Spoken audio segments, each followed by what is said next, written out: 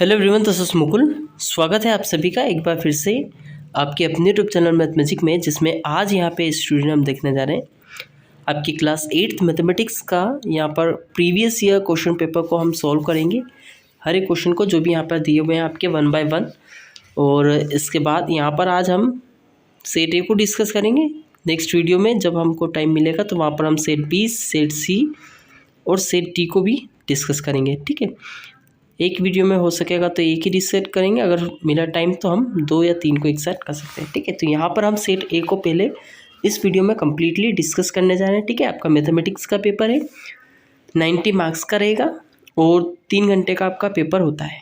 ठीक है, आपको इंस्ट्रक्शंस दिए जाएंगे जिनको आपको अच्छे से पहले पढ़ लेना है, उसके बाद ही क्वेश्चन पेपर को अटेंड करोगे तो वो बेटर रहेगा आपको अच्छे से करने में, है ना। जैसे क्योंकि क्या होता है, हमें पता नहीं होता है कि कोई सा क्वेश्चन जैसे अगर आपका 2 मार्क्स का दिया हुआ है ना, और आप उसमें भैया मतलब लग रहा है कि 10, अब उसमें आप यहाँ पर 5 से 10 मिनट सपोज़ खर्च कर रहे हो। कभी कोई सा क्वेश्चन ऐसा हुआ जिसमें आपको टाइम लग रहा है ना, सोच रहे हो आपकी ये तो ईजी तो है ना, लेकिन आंसर नहीं आ रहा, हो सकता है मैं कहीं गलत कर रहा हूँ, तो क्यों ना मैं इसको और थोड़ा टाइम दे करके कर लेता हूँ। और सपोज़ कि आपको उसमें 10 से 15 मिनट या 5 से 10 मिनट का भी अगर टाइम लगता है तो वो फिर एक अलग बात हो जाती है ना, अच्छा नहीं है। मतलब जैसे 2 मार्क्स के क्वेश्चन के पीछे आप उसी टाइम में आप 4 मार्क्स के, है ना, 3 मार्क्स के क्वेश्चन को सोल्व कर सकते थे, तो ये आपके लिए बेटर रहता है। तो एक बार अच्छे से पढ़ लेना चाहिए। बाकी अब यहाँ पर हम बिना टाइम वेस्ट किए इसके बाद अब हम डायरेक्टली प्रोसीड करेंगे फर्स्ट क्वेश्चन की तरफ, जिसमें लिखा हुआ है यहाँ पर choose the correct option section A, है ना। आपका सेक्शन ए दिया हुआ है, यहाँ पे आपका चूज़ द करेक्ट ऑप्शन दिया हुआ है फर्स्ट क्वेश्चन, जिसमें लिखा हुआ है sum of a rational number in its additive inverse is. अब आपसे पूछा जा रहा है सम मतलब दोनों को प्लस करना है। ठीक है, कौन दोनों को प्लस करना है? आपको रेशनल नंबर को प्लस करना है और उसके एडिटिव इनवर्स को प्लस करना है। भाई रेशनल नंबर क्या होता है वो तो आपको बहुत अच्छे से पता है, लेकिन इनवर्स का मतलब क्या होता है वो हम समझ लेते हैं ना। इनवर्स और एडिटिव इनवर्स, यहाँ पर एडिटिव इनवर्स से ही हम डायरेक्टली अब हम समझ लेते हैं एडिटिव इनवर्स को ही डायरेक्टली, है ना, क्योंकि इनवर्स अगर हम आपका तो एडिटिव इनवर्स क्या होता है इसको मैं आपको बता देता हूँ। एडिटिव इनवर्स का मतलब होता है जैसे कोई सा नंबर दिया होता है आपका ए, है ना, उसमें ऐसा क्या प्लस कर दें कि आपका यहाँ पर आंसर 0 आ जाए, है ना। सपोज़ ये कोई सा एक बॉक्स है, बॉक्स के अंदर क्या नंबर ऐसा लिख दें जिसका आंसर हम यहाँ पर हमारा 0 हो जाए अगर हम दोनों को प्लस कर देता हूँ। अब यहाँ पे मैं आपसे पूछूँ 5 में भला क्या प्लस कर दूँ तो हमारा आंसर 0 हो जाए। अब आप बोलोगे सर यहाँ पे तो कोई सा भी नंबर अगर हम लेकर के आएंगे तो 0 तो आंसर आएगा ही नहीं, कैसे नहीं आएगा। यहाँ पर अगर हम -5 करेंगे तो हमारा ओवरऑल आंसर 0 ही तो आएगा ना, क्योंकि +5 और -5 हमारा कितना होता है 0। अच्छा, कैसे हुआ +5 -5? क्योंकि प्लस माइनस माइनस हो जाएगा तो +5 और -5 यहाँ पर हमारा 0 हो जाएगा। तो +5 का एडिटिव इनवर्स हमारा -5 होगा, है ना। +5 का एडिटिव इनवर्स हमारा -5 होगा और वहीं -5 का एडिटिव इनवर्स हमारा +5 हो जाएगा। ठीक है, अब यहाँ पर a का इन्वर्स -a हो जाएगा और -a का इन्वर्स +a हो जाएगा। तो अब आप मुझे ये बताइए, है ना, ये तो मैंने आपको एडिटिव इन्वर्स की डेफिनेशन बताई और यहाँ पर आपको दिया हुआ है रेशनल नंबर। तो भले से रेशनल नंबर हो, इंटीजर हो, नेचुरल नंबर हो, कोई सा भी नंबर हो, उसका इन्वर्स को के साथ अगर हम उसको प्लस करेंगे तो ये तो डेफिनेशन होती है ना कि कोई सा भी अगर नंबर उसके एडिटिव इन्वर्स के साथ प्लस करेंगे तो आंसर ओवरऑल हमेशा कितना आएगा? 0 आएगा ना। तो यहाँ पर हमारा कितना हो जाएगा? 0। ठीक है, यही क्वेश्चन में पूछा गया था। क्या पूछा गया था कि किसी भी रेशनल नंबर को अगर हम उसके एडिटिव इन्वर्स से प्लस कर देते हैं तो हमारा ओवरऑल आंसर 0 हो जाता है। भाई रेशनल नंबर हो या कोई सा भी नंबर हो, उसके एडिटिव इन्वर्स से अगर आप उसको प्लस कर रहे हो तो आंसर तो 0 ही आना है ना। तो ये हमारा क्वेश्चन नंबर फर्स्ट ऐसे हो जाएगा complete. Maximum exterior angle possible for a regular polygon, ये सेकंड क्वेश्चन आपको दिया हुआ है। तो आपको एक्सटीरियर एंगल के बारे में पूछा हुआ है। अब एक्सटीरियर एंगल भी कौन सा? मैक्सिमम एक्सटीरियर एंगल, है ना। आपसे पूछा जा रहा है किसी भी एक रेगुलर पॉलीगॉन में, रेगुलर पॉलीगॉन मतलब ऐसा शेप जो लाइन से बना हुआ रहता है। जैसे लाइन से कौन से शेप? ट्रायंगल बना हुआ है ना, स्क्वायर बना हुआ है। एक शेप आपका ऐसा भी हो सकता है, ये तो 2 तो लाइन से बने हुए हैं, है ना, लेकिन ये कुछ इस तरीके से है, ये आपका पॉलीगॉन नहीं होगा। ठीक है, क्योंकि यहाँ पर ये कर्व आ गया, है ना। तो आपको क्या करना है, यहाँ पे देखना है सारे जो शेप के अंदर जितने भी यहाँ पर साइड्स दी रखी होंगी वो अगर आपकी स्ट्रेट लाइन से बनी हुई है तो वो आपका पॉलीगॉन होगा। आया समझ में? अच्छा, ऐसा भी नहीं हो कि आपके दो लाइन ऐसे बना हुआ है ये शेप और मतलब क्लोज नहीं है ना, यहाँ पर ऐसा बना हुआ कोई सा और क्लोज नहीं है, तो ये आपका क्या हो जाएगा, पॉलीगॉन नहीं होगा। ठीक है, अब यहाँ पर आपका रेगुलर पॉलीगॉन का मतलब क्या, पॉलीगॉन का मतलब तो अभी हमने समझ लिया। रेगुलर का पॉलीगॉन का मतलब होता है जिसमें जितने भी एंगल्स हो ना, साइड्स तो सारी सेम रहेंगी। ठीक है, और साइड सेम होने की वजह से एंगल भी सारे सेम रहेंगे, है ना। तो किसी एक शेप के अंदर अगर सारी साइड्स आपकी सेम है, ऑब्वियसली आपके एंगल भी इक्वल होंगे, तो वो हमारा क्या हो जाएगा, रेगुलर पॉलीगॉन हो जाएगा। तो आपको अब ये बताना है कि मैक्सिमम एक्सटीरियर एंगल पॉसिबल, सबसे ज़्यादा सबसे बड़ा मैक्सिमम एक्सटीरियर एंगल पॉसिबल हो सकता है फॉर अ रेगुलर पॉलीगॉन के लिए, है ना। मतलब यहाँ पर आपको रेगुलर पॉलीगॉन के लिए कौन सा सबसे ज़्यादा एक्सटीरियर एंगल पॉसिबल हो सकता है। तो पहले तो पता होना चाहिए कि एक्सटीरियर एंगल क्या होता है। एक्सटीरियर एंगल, ये जो एंगल आपको दिया हुआ है ये आपका इंटीरियर एंगल है। ठीक है, कौन सा एंगल, ये आपका इंटीरियर एंगल है। ठीक है, ये आपके इंटीरियर एंगल है। अब मैं आपको बताता हूँ एक्सटीरियर एंगल मतलब क्या होता है। एक्सटीरियर एंगल का मतलब होता है अगर हम यहीं कहीं बाहर भी एक एंगल बना दें, ठीक है, यहाँ पर ये मैंने बाहर एंगल बनाया, तो ये आपका कौन सा हो जाएगा, एक्सटीरियर एंगल हो जाएगा। ठीक है, अब ज़रा देखना यहाँ पर और कितने एक्सटीरियर एंगल पॉसिबल हो सकते हैं। ठीक है, ये आपके बाहर वाले एंगल हो जाएंगे, ये आपका बाहर वाला एंगल हो गया और ये आपका बाहर वाला एंगल हो गया। ठीक है, तो ये जितने भी बाहर वाले एंगल हैं ना, ये आपके एक्सटीरियर एंगल ही होंगे। अब यहाँ पे आपसे मैक्सिमम पूछा जा रहा है, मतलब अधिकतम एक्सटीरियर एंगल पॉसिबल हो सकता है ना, ये पूछा जा रहा है। तो आप ज़रा ये देखना कि रेगुलर पॉलीगॉन में मैक्सिमम कब हो सकता है। यहाँ पर एक और पॉलीगॉन बनाते हैं जिसमें 4 साइड हो। ठीक है, हमारा 3 साइड वाला ट्राइंगल होता है, 4 साइड वाला हमारा स्क्वायर होगा। अब स्क्वायर के अंदर भी सभी जो साइड्स रहती हैं वो इक्वल रहती हैं, इसीलिए स्क्वायर लिया हुआ है मैंने, है ना, जिसको हम क्या कह सकते हैं, रेगुलर पॉलीगॉन। अब यहाँ पर हम एक्सटीरियर एंगल देखते हैं, भला ये 90 होता है तो ये भी 90 होगा। ठीक है, अब आप ज़रा देखिए यहाँ पर जो एंगल अभी हमने देखा था, है ना, ट्राइंगल के अंदर जो अंदर के एंगल्स होते हैं वो हमारे इक्वल रहते हैं। अब इक्वल सारे होंगे, है ना, रेगुलर पॉलीगॉन में, तो ये हमारा सभी 60 के होंगे। क्यों होंगे, क्योंकि 180 डिग्री हमारा ओवरऑल सबका सम होता है। तो ये 60 हुआ तो ये कितना का हो जाएगा, ये हमारा 120 का हो जाएगा। अब अगर हमने यहाँ पर एक और साइड बढ़ा दी, मतलब पहले 3 साइड का हमारा शेप था ट्रायंगल, अब 4 साइड का शेप हो गया हमारा क्या, स्क्वायर। तो जैसे हमने एक साइड बढ़ाई हमारा एंगल बढ़ गया, सॉरी छोटा हो गया, है ना, मतलब यहाँ पे 120 से 90 हो गया। अब अगर हम यहाँ पर 5 साइड वाला कोई सा रेगुलर पॉलीगॉन लेकर के आए जिसकी 5 साइड हो, सब सेम हो, है ना, क्योंकि सेम की तो बात चल रही, रेगुलर पॉलीगॉन में सब सेम साइड होती हैं। तो यहाँ पर, है ना, सेम साइड मतलब इक्वल साइड। ठीक है, सब सारी साइड्स हमारी इक्वल रहती हैं। अब यहाँ पर आप देखिए ये आपका एक्सटीरियर एंगल होगा। ठीक है, ये आपका एक्सटीरियर एंगल होगा, ये आपका एक्सटीरियर एंगल हो जाएगा, ये आपका एक्सटीरियर। ठीक है, ये आपका एक्सटीरियर, ये आपका एक्सटीरियर। तो एक्सटीरियर एंगल जब हम देखेंगे तो यहाँ पर 90 से भी कम हो जाएगा। ये देखिए आप, 90 से भी कम हो जाएगा, है ना। तो जितनी साइड्स हम जब बढ़ाते जाएंगे तो हमारा जो एक्सटीरियर एंगल है वो कम होता जाएगा, और जो यहाँ पर जैसे हम साइड्स को कम करेंगे तो हमारा एक्सटीरियर एंगल बढ़ता जाएगा। तो सबसे कम साइड वाला कोई सा रेगुलर पॉलीगॉन है तो वो हमारा ट्रायंगल ही है, क्योंकि अगर हम 3 साइड से और एक और साइड कम कर देंगे तो 2 साइड वाला भी मैंने थोड़ी देर पहले बताया ये क्लोज नहीं है, तो कोई हमारा यहाँ पर ये रेगुलर पॉलीगॉन नहीं होगा।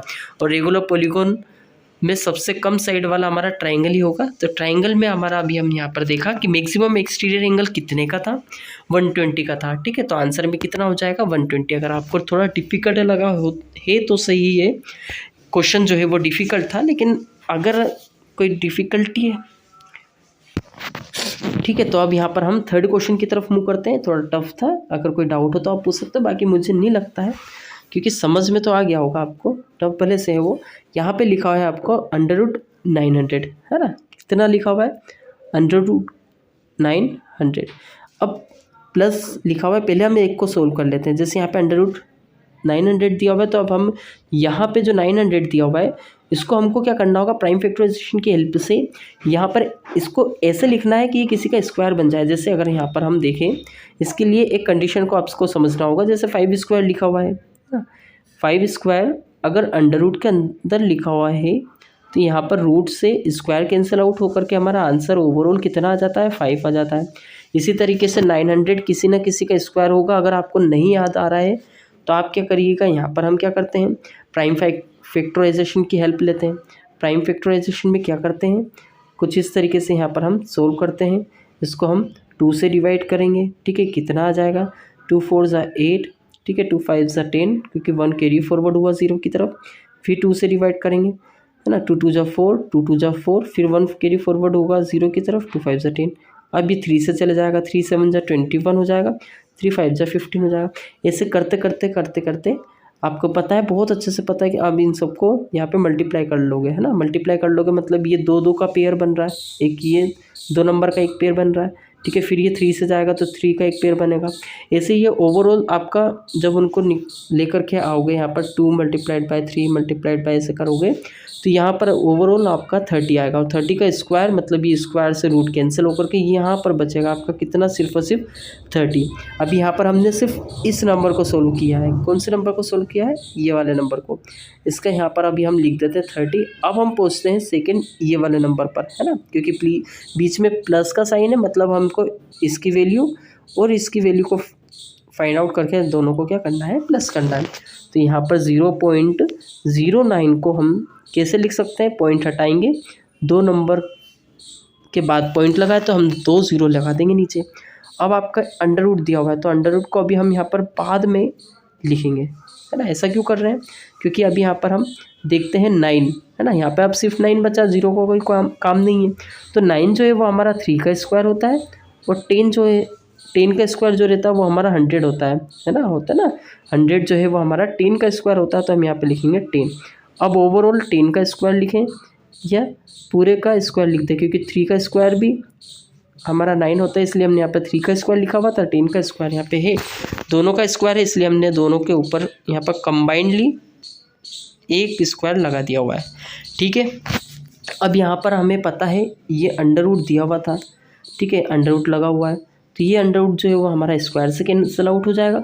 अब 3/10 बचेगा, सिर्फ और सिर्फ कितना बचेगा, 3/10। और यहाँ पर अभी हमें 30 को भूलना नहीं है, जो कि हमारी इसकी वैल्यू है, ठीक है।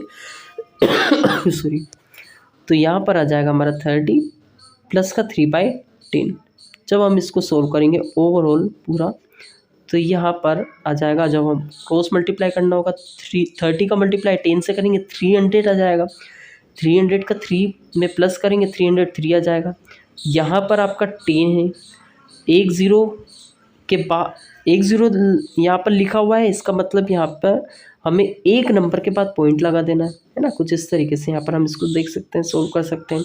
नहीं भी आता है तो आप 303 को 10 से डिवाइड करके देख लीजिएगा, है ना। 10 से डिवाइड करोगे तो यहाँ पर आपका आ जाएगा 30.3, ठीक। तो यहाँ पर ये हमारा करेक्ट आंसर आ जाएगा। नेक्स्ट क्वेश्चन की तरफ मूव करेंगे, जिसमें आपको the value of x in the given figure is. आपको यहाँ पे जो ये एक्स दिया हुआ है, मतलब आपको ये एंगल दिया हुआ है, इस एंगल को आप, इसके एंगल की वैल्यू यहाँ पर आपको फाइंड आउट करना है, ठीक है। और वो कैसे करते हैं, इस तरीके के क्वेश्चन में हम डायरेक्टली क्या करते हैं, जितने एंगल्स आपको अंदर दिए हुए हैं ना, उन सबको यहाँ पर प्लस कर देते हैं। तो हमारा आउटर जो एंगल है वो हमें पता चल जाता है। आउटर एंगल यहाँ पर 1 से दिया हुआ है, तो 80 और 50 को जब हम प्लस करेंगे तो 130 आ जाएगा, प्लस 40 करेंगे तो 170 आ जाएगा। जिस भी ऑप्शन में आपका 170 एंगल दिया हुआ है, तो जिस भी ऑप्शन में यहाँ पे आपका 170 डिग्री दिया हुआ है, वो आंसर हमारा यहाँ पर हो जाएगा, ठीक है। अब the number of digits in the square root of a number having 7 digit. बड़ा ही तगड़ा क्वेश्चन है भाई। आपसे यहाँ पे ये पूछा जा रहा है कि कोई सा ऐसा नंबर जिसके अंदर 7 डिजिट हो। 7 डिजिट का मतलब, जैसे अगर यहाँ पर 15 लिखा मैंने, 15 का मतलब होता है कि यहाँ पर आपके 1 और 2, ये जो नंबर है आपका 2 डिजिट वाला है, मतलब इसके अंदर 2 नंबर है ना, 5 7 3, 1 2 3, ये आपका 3 डिजिट वाला नंबर है, मतलब इसमें आपके 3 डिजिट 1 2 3 डिजिट वाला ये नंबर हो गया, 3 नंबर है इसमें, है ना। इसी तरीके से आपको अगर हम यहाँ पर सपोज 7 1 है ना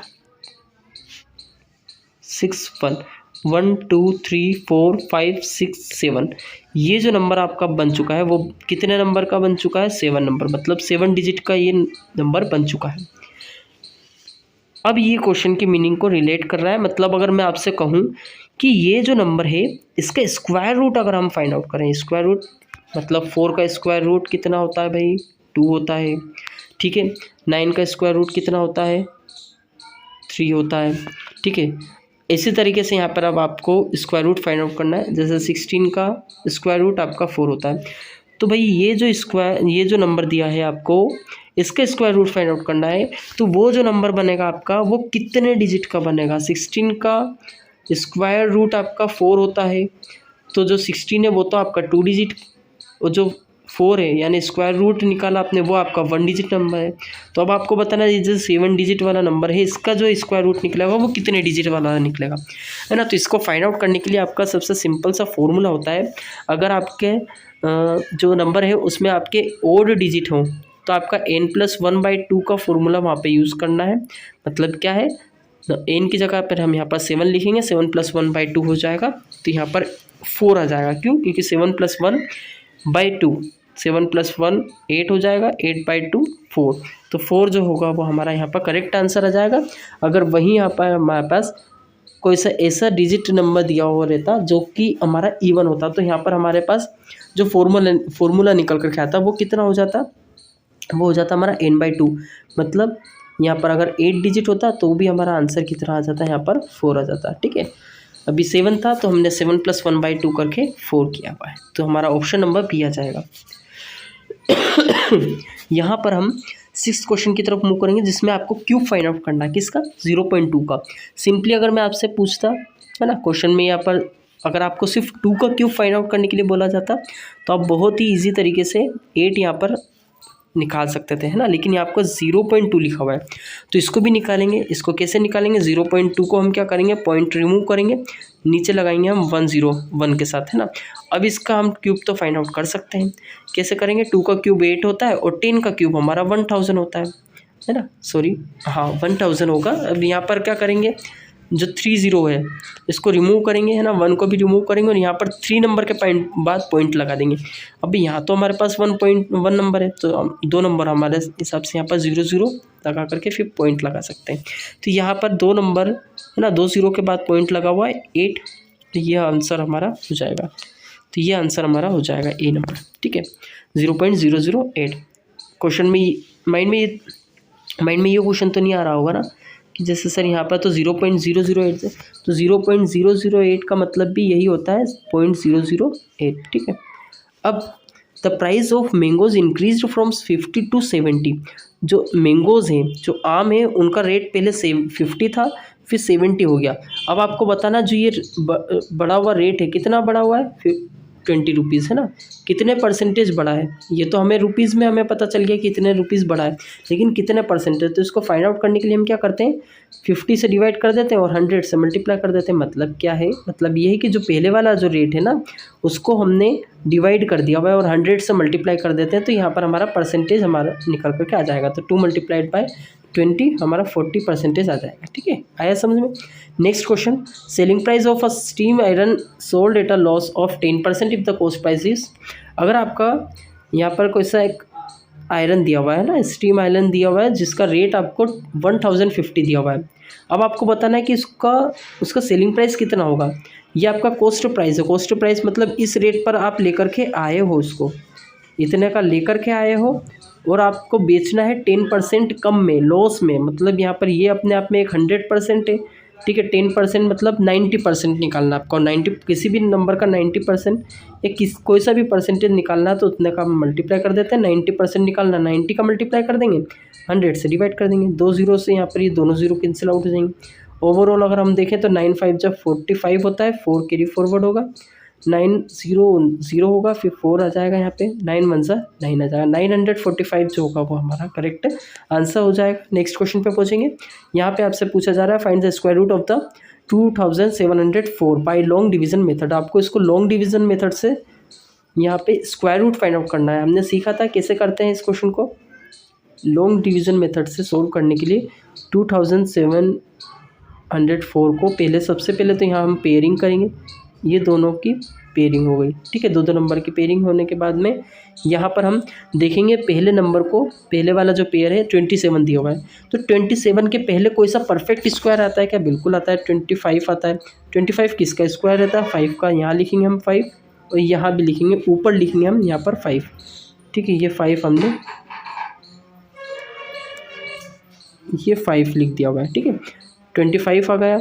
अब बचा हमारे यहाँ पर 2, यहाँ से हम पूरे नंबर को लेकर के आ जाएंगे, ये 204 हो गया, ठीक है। अब 5 + 5 यहाँ पर हम 10 करेंगे। अब 10 के साथ हमें कोई सा ऐसा नंबर अटैच करना है जो कि और उसी नंबर से हम मल्टीप्लाई करें तो हमारा 204 आ जाए। तो ज़रा देखिए, अगर हम यहाँ पर 4 से मल्टीप्लाई करते हैं तो नहीं आएगा, यहाँ पर हम 2 से मल्टीप्लाई करेंगे तो 2 × 2 = 4 हो जाएगा, 0 हो जाएगा, 2 × 1 = 2, मतलब 204। यहाँ पर हमको 2 लिखना होगा, ठीक है। ऊपर लिखेंगे 2, तो ऊपर जो हमारा नंबर आ रहा है वो 52 आ रहा है, अभी ये ध्यान रखना। और 204 हो जाएगा, तो यहाँ पर जब हम इसको माइनस करेंगे ओवरऑल 0 आ जाएगा। आंसर हमारा फाइनली कितना आ जाएगा? 52, ठीक। तो ऐसा हम इस क्वेश्चन को सोल्व कर सकते हैं। अब आपको फाइंड आउट करना का क्या? क्यूब रूट ऑफ 9261 का।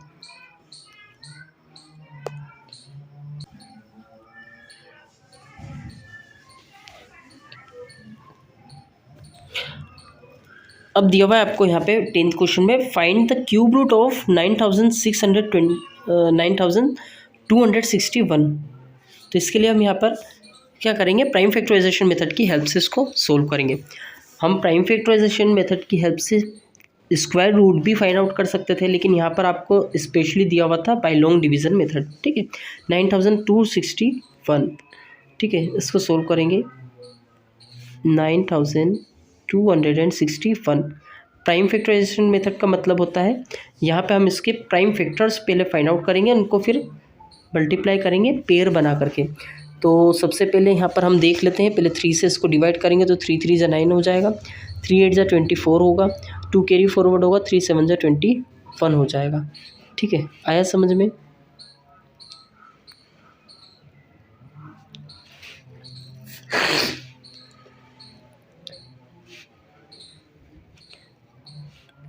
थ्री से डिवाइड करेंगे, 3 × 3 = 9 आ जाएगा।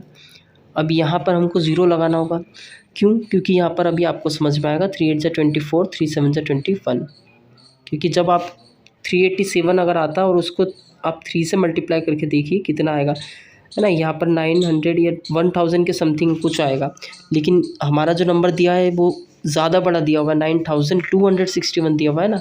तो अगर आपको इससे समझ में नहीं आ रहा तो आप इसको डिवाइड करके देख सकते हैं ना, कुछ ऐसे कि सर ने ऐसे कैसे लिखा हुआ है। तो ये जब आप इसको पूरा डिवाइड करोगे तो यहाँ पर ये 0 आ जाएगा, है ना। तो एक नंबर आप लेकर के आओगे तो यहाँ पर बात बनेगी नहीं, डबल नंबर लेकर के आते हैं ना तब हमारा यहाँ पे 0 लगता है, तो 3 के साथ 0 आ जाएगा, ठीक है। ऐसा हम इसको देखना होगा।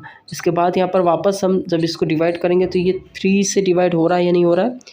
बिल्कुल हो जाएगा, 3 × 1 = 3, यहाँ पर 0, 3 × 2 = 6, 3 × 9 = 27। कैसे किया? क्योंकि 3 × 2 = 6 होगा, 2 कैरी फॉरवर्ड होगा, 7 की तरफ 27 हो जाएगा, 3 × 9 = 27 हो जाएगा। फिर 3 से डिवाइड करेंगे, 3 × 3 = 9 आ जाएगा। फिर ये हो जाएगा, 3 × 4 = 12, 3 × 3 = 9। फिर 3 से डिवाइड करेंगे, होगा या नहीं? बिल्कुल नहीं होगा। 7 से डिवाइड करना होगा, 7 × 4 = 28 होता है, ठीक है। फिर यहाँ पर ये 6 कैरी फॉरवर्ड होगा 3 की तरफ, 7 × 9 = 63 हो जाएगा।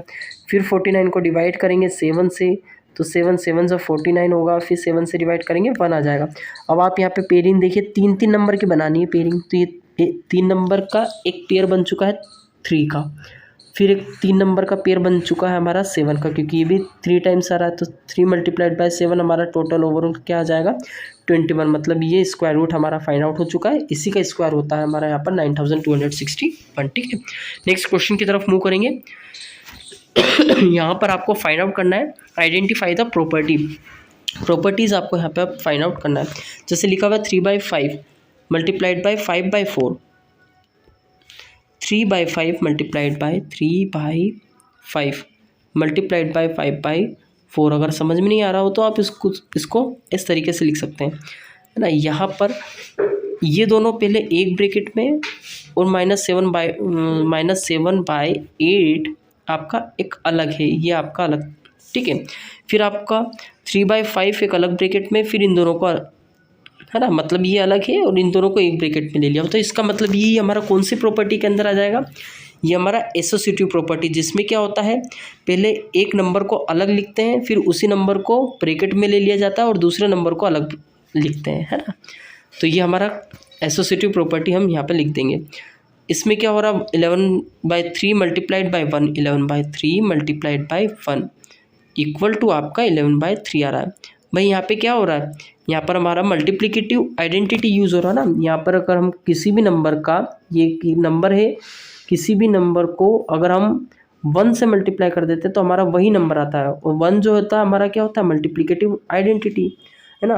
मतलब ऐसा कोई सा नंबर जिससे अगर हम किसी नंबर का मल्टीप्लाई करते हैं, अगर वही आ जाए नंबर, तो हमारा वो क्या हो जाएगा, मल्टीप्लिकेटिव आइडेंटिटी। ये हमारा 1 जो है हमारा मल्टीप्लिकेटिव आइडेंटिटी। तो यहाँ आंसर में हम मल्टीप्लिकेटिव आइडेंटिटी कर सकते हैं।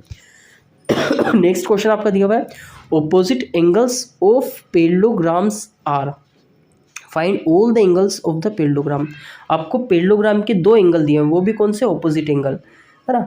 और बताया हुआ है, बोला है कि find all the angles of the parallelogram. आपको सारे एंगल्स यहाँ पर पैरेललोग्राम के फाइंड आउट करने।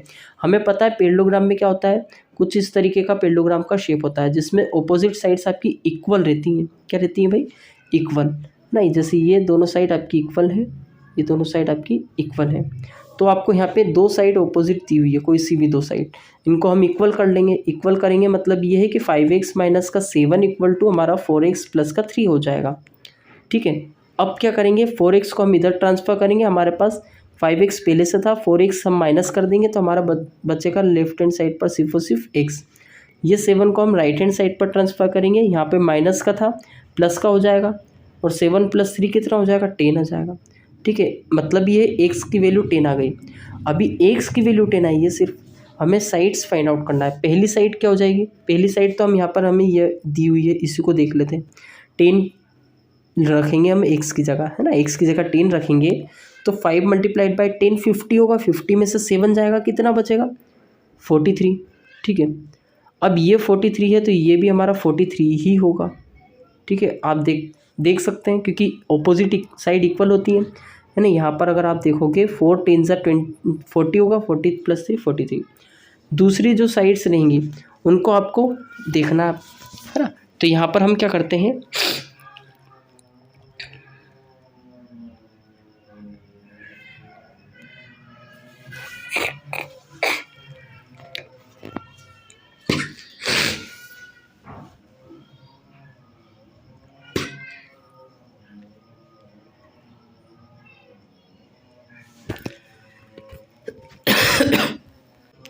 तो अब यहाँ पर all the sides of parallelogram तो पॉसिबल हो ही नहीं सकता, है ना। यहाँ पर क्या है कि आपको 2 साइड्स ऑपोजिट्स दी हुई थी, है ना, या तो ये दोनों, है ना, या फिर ये दोनों, इन दोनों में से, दोनों पेयर में से कोई सा एक पेयर की साइड दी हुई है, ठीक है। ये एक पेयर दिया हुआ है, हमने इन दोनों को फाइंड आउट कर लिया, ये दोनों 43 हैं, ठीक है। इसके अलावा इन दोनों का कोई सा भी यहाँ पे हमें कंटेंट, या फिर हम कह सकते हैं कि डाटा नहीं दिया है, जिसकी हेल्प से हम यहाँ पर या तो हम उन्हें पेरीमीटर अगर वो देते या फिर एरिया देते तो हम वो फाइंड आउट कर सकते थे, है ना, यहाँ पे। लेकिन इन दोनों ही साइड का उन्होंने पूछा लगता है, तो ये दोनों साइड हमारी 43 आ जाएंगी। नेक्स्ट, इसी के और में, यानी यहाँ पे आपको ऑप्शन में एक क्वेश्चन दिया हुआ है जिसमें लिखा हुआ है, find the number of sides of a regular polygon if the sum of its interior angle is 1800 degree. आपको यहाँ पे number of sides find out करना है जिसके इंटीरियर एंगल का सम दिया हुआ है 1800। अभी इसे फाइंड आउट करने के लिए हम क्या करेंगे, यहाँ पे हमारे पास फॉर्मूला होता है sum of all interior angle. हमारे पास एक फॉर्मूला होता है जो कि कहता है sum of all interior angle, है ना। इंटीरियर एंगल का फॉर्मूला, सारे इंटीरियर एंगल को अगर हम प्लस कर दें तो उसका मतलब, जैसे यहाँ पे n, अभी समझ में आएगा आपको, n - 2 divided by 180 multiplied by equal to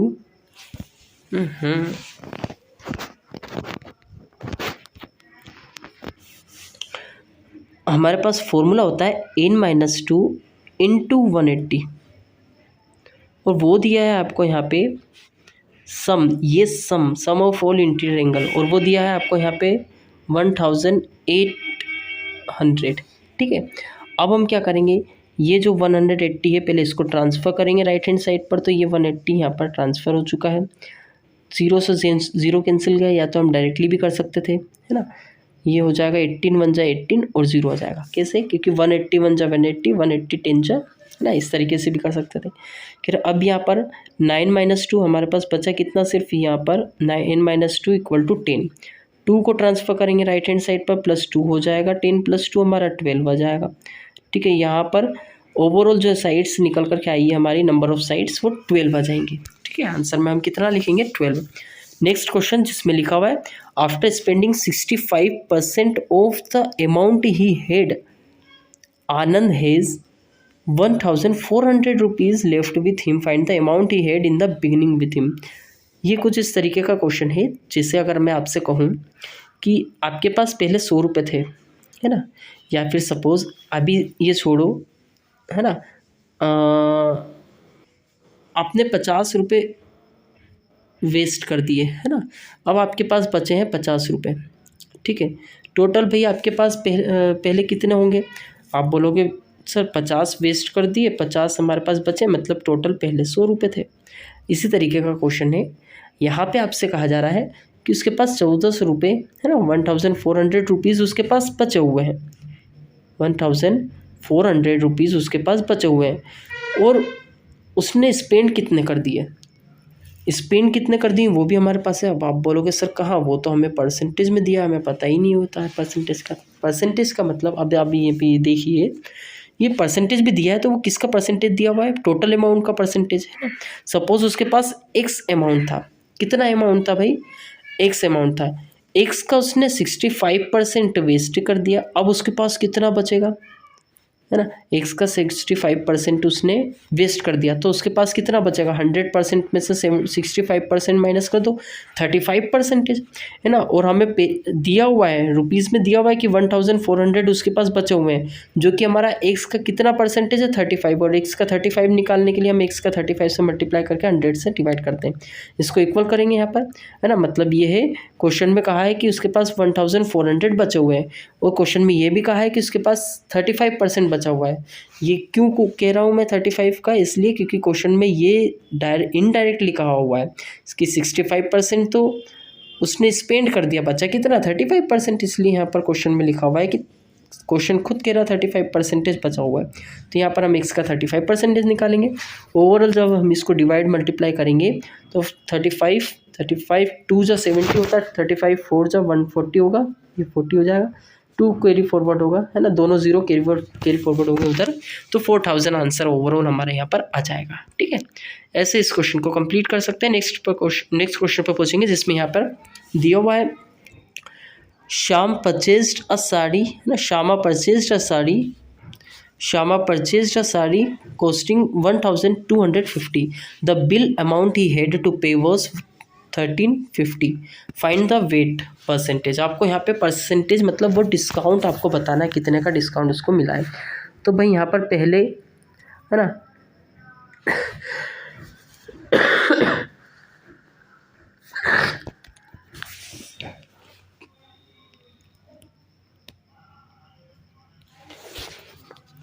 तो अब यहाँ पर पहले कितने का उसको, अगर परसेंटेज यहाँ पर जो ये डिस्काउंट नहीं दिया जाता तो उसको परचेज्ड,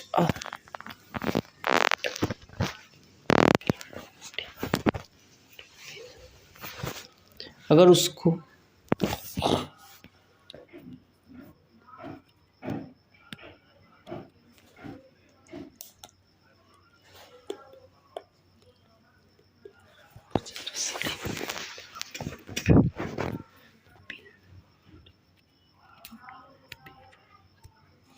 अब यहाँ पे क्या हो रहा है, उसको लॉस हो रहा है ओवरऑल। उसने क्या किया, है ना, वो लेकर के आया साड़ी 1350 की, लेकिन उसने उसको सेल कर दिया। Seema purchased a sari costing 1250, है ना, the amount he had to pay, उसको अमाउंट कितना करना पड़ा था, 1350 का। ठीक है,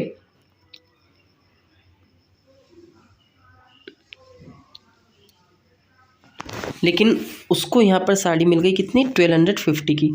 तो ओवरऑल अगर हम यहाँ पर अगर माइनस करके देखें इसको, तो यहाँ पे आ जाएगा कितना 100 का उसको फ़ायदा हो रहा है, ठीक है, जो साड़ी ले रही हैं, है ना, शमा को। अब यहाँ पर 1350 से हम इसको डिवाइड कर देंगे, मल्टीप्लाई करेंगे हम कितने से 100 से। तो अब 0 से यहाँ पर 0 हम कैंसिल आउट कर देंगे। 5 2 ज़ा 10 हो जाएगा, 5 7 ज़ा 35, 5 2 ज़ा 10 हो जाएगा, ठीक है। ओवरऑल अगर हम यहाँ पर देखें,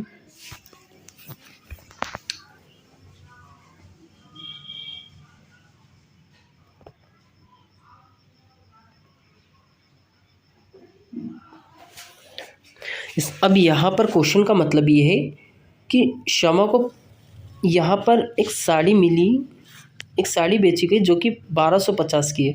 दुकानदार को वहीं ये जो साड़ी है उसको पे करना पड़ा था कितना 1350 रुपये।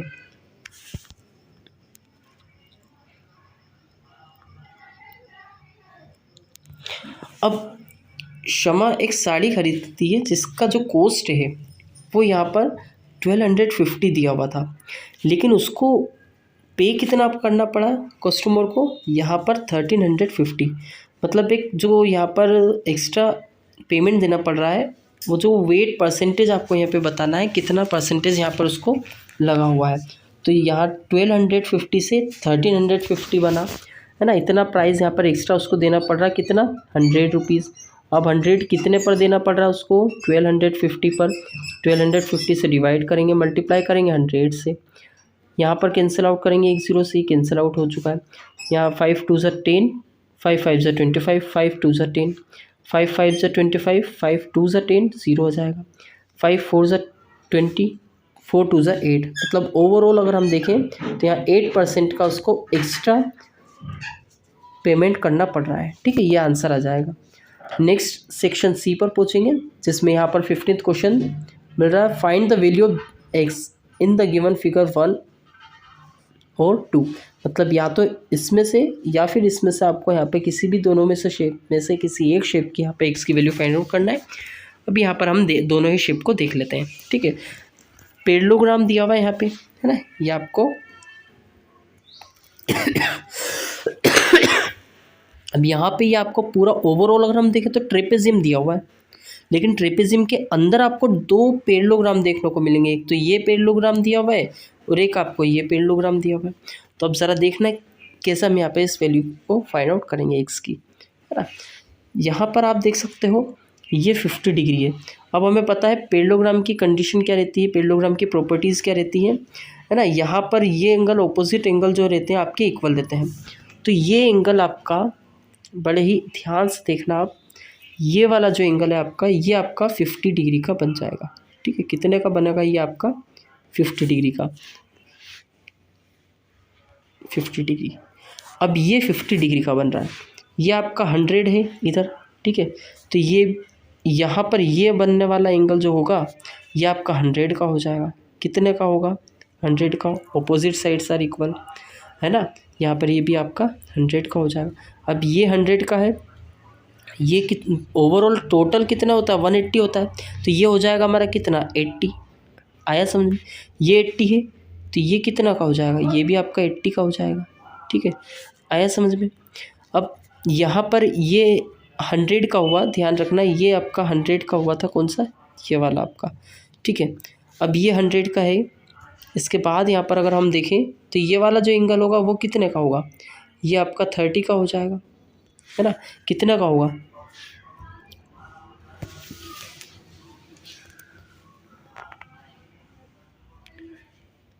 ठीक है। अब आगे ध्यान देना, यहाँ पर अब आपका ये एंगल 50 का है और ये एंगल अगर हम फाइंड आउट करें तो वो फाइंड हो सकता है। ये आपका पैरेललोग्राम एक और दिया हुआ है, इसमें ये आपका 100 का है, तो ये कितने का हो जाता है भाई, ऑपोजिट साइड तो आपका इक्वल रहेगा, ये आपका ऑपोजिट साइड हो गया, ठीक है, ये 100 हो गया। अब ये 100 है तो ये कितना हो जाएगा 80, क्यों, क्योंकि यहाँ पर दो एंगल का, दो एडजेसेंट एंगल का जब हम सम निकालते हैं तो 180 आता, तो ये 100 है तो ये 80 आ जाएगा, ठीक है। कितना आ जाएगा 80। अब ये 50 है, ये 80 है, ये ज़रा देखिए ये क्या बन रहा है आपका, ये बन रहा है आपका एक ट्रायंगल, बन रहा है। तो ये 50 का है, ये 80 डिग्री का, ये 80 डिग्री का ये 80 डिग्री का एंगल बन रहा है। तो 50 और 80 130 होगा। तो ये कितना हो जाएगा, बचेगा 180 में से 130 माइनस करेंगे, 130 माइनस करेंगे तो ओवरऑल हमारा 50 बचेगा। मतलब ये आपका 50 डिग्री का एंगल हो जाएगा। कौन सा, ये। और यही हमको फाइंड आउट करना था। ठीक है, ऐसे इस क्वेश्चन को कंप्लीट कर सकते हैं। यहाँ पर सेकंड क्वेश्चन में ही, सेकंड फिगर में आपको फाइंड आउट करना है एक्स की वैल्यू, है ना। अब हम पहुँचेंगे सेकेंड वाले शेप पर, जिसमें भी हमको यहाँ पे एक्स की वैल्यू फाइंड आउट करना है ना। लेकिन इससे पहले अगर हम देखें तो यहाँ पर वाई और जेड भी दिया हुआ है, तो इसकी वैल्यू भी हमको यहाँ पे फाइंड आउट करना होगा, तभी जा करके हमारे यहाँ पर दोनों एक्स की वैल्यू को फाइंड आउट हम कर सकते हैं। चूँकि हमारी बहुत ही ईजी वे में फाइंड आउट हो जाएगी जेड और वाई की वैल्यू। कैसे, क्योंकि एक्स को 10 यहाँ पर आपको ये वाला एंगल दिया हुआ है।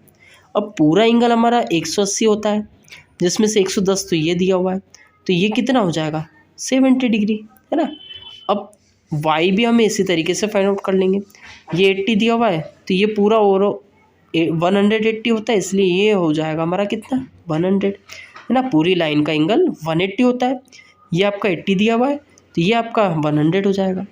अब एक पेंटागोन के अंदर जितने भी एंगल्स होते हैं आपके, सबको अगर हम प्लस कर दें तो 540 होता है।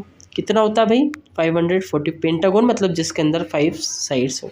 ठीक है, अब एक एंगल तो हमें पता था ऑलरेडी, एक एंगल ये जो 30 डिग्री है वो तो आपको क्वेश्चन में दिया हुआ था, लेकिन दो एंगल अभी हमने यहाँ पर फाइंड आउट किए, है ना। वो दोनों एंगल कौन से हैं, एक तो आपका 80 है जो कि अभी हमने यहाँ पर फाइंड आउट किया था।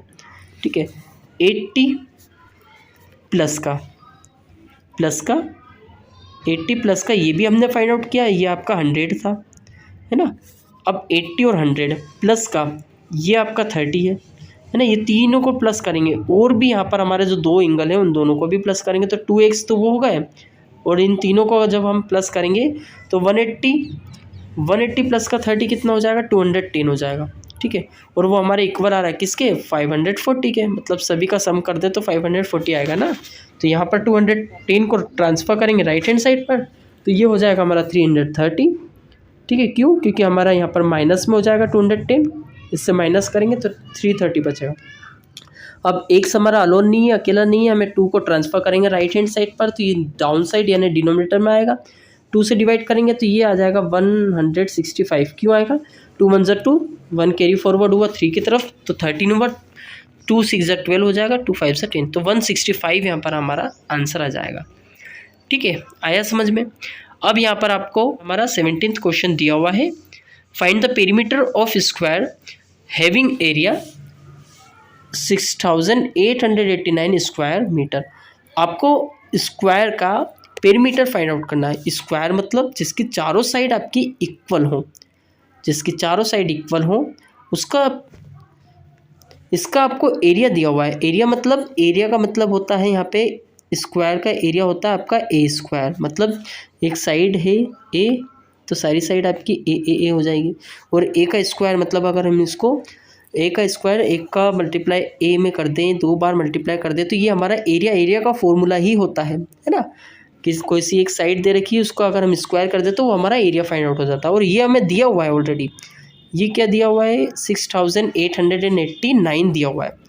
अब अगर हमको साइड फाइंड आउट करना है ना, पहले तो हमें क्वेश्चन में क्या दिया हुआ है पेरीमीटर फाइंड आउट करना है, लेकिन पेरीमीटर फाइंड आउट करने के लिए पेरीमीटर का फॉर्मूला होता है 4 × ए। सारी साइड्स को हम प्लस कर देते हो, लेकिन एक साइड का पता भी तो होना चाहिए कि एक साइड कितनी है। तो एक साइड फाइंड आउट करने के लिए हमें पता है ए स्क्वायर क्वेश्चन में दिया हुआ है इतना, तो हम ए स्क्वायर को छोड़ो हम ए फाइंड आउट करेंगे, तो स्क्वायर लगा हुआ है यहाँ पर स्क्वायर हटेगा तो सामने वाली साइड पर अंडर रूट लग जाएगा। अब इसका मतलब ये है ओवरऑल अगर हम मीनिंग देखें तो इसका हमको सिर्फ और सिर्फ क्या फाइंड आउट करना है अंडर रूट मतलब इसका ये किसका स्क्वायर है ना। स्क्वायर रूट यहाँ पर हमको फाइंड आउट करना है। ये अपने आप में एक स्क्वायर है, वो आपको ध्यान रखना है 83 का ही स्क्वायर है। किसका स्क्वायर है 83 का। अब आप बोलोगे सर आपने ये प्राइम फैक्टराइजेशन की हेल्प से करवाया नहीं, क्यों नहीं करवाया है, क्योंकि जब आप इसको सोल्व करोगे 689 को प्राइम फैक्टराइजेशन की हेल्प से, तो डायरेक्टली ये सिर्फ और सिर्फ 83 से ही डिवाइड होगा। तो आपको डायरेक्टली 83 पर ही जाना होगा। 83 जो 83 ऐसे करना होगा। फिर 83 का डिवाइड करोगे आप 83 से तो ये हो जाएगा आपका 1। मतलब ये किसी और दूसरे नंबर से क्यों डिवाइड नहीं होगा, क्योंकि ये अपने आप में एक प्राइम नंबर है ना। ये जो नंबर है ये ना तो 2 से डिवाइड होगा, ना 3 से डिवाइड होगा, ना 4 से, ना 5, ना 6, ना 7, ना 10, है ना। डायरेक्टली 83 से डिवाइड होगा, जो कि हमारा यहाँ पर एक नंबर दिया हुआ था, है ना। अब है ना, तो यहाँ पर हमारा 83 जो है वो हमारी वैल्यू आ गई किसकी, ए की। मतलब एक साइड हमारी कितनी की होगी, 83 की।